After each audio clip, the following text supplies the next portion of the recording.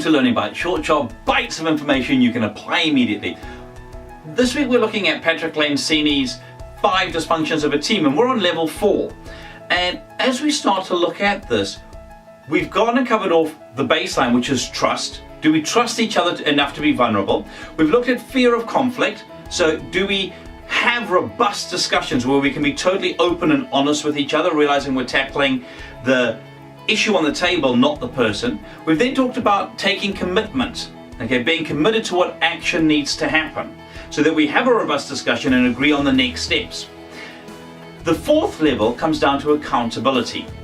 So we might all agree this is what needs to happen next, but do we actually do it?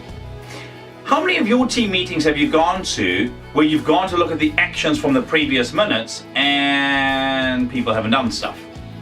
Is that acceptable? Is that allowed in your team?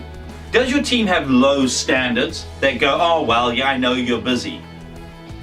One of my favorite opening chapters is from the book Leadership and Self-Deception, where somebody joins a new company, he's done 11 of the 12 things, and as the people go around the room, he notices that everyone's done everything, and it comes to him and he makes a lot of the 11 things and sort of tries to sweep the 12th under the carpet. And they immediately, in his very first meeting, take it away from him and go, Mary, please would you tackle this?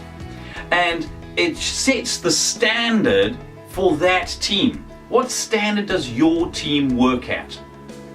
Is it clear what happens when people don't do what they're meant to do? Is there a degree of accountability?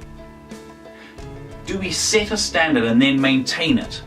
You know, teams have the ability to make a company be differentiated from anybody else out in the marketplace if they perform well. What standards have you got in your team? Do you hold each other to account? Do you have role clarity? Many of you will remember the learning bites we did where we talked about the acid test, where you had to write down your top 5 things that you did in your role. Do you have that degree of role clarity? Do you hold each other to account? Could you do that? Give it some thought, look at what action you can apply, and we look forward to catching up with you next week. Here's to your success.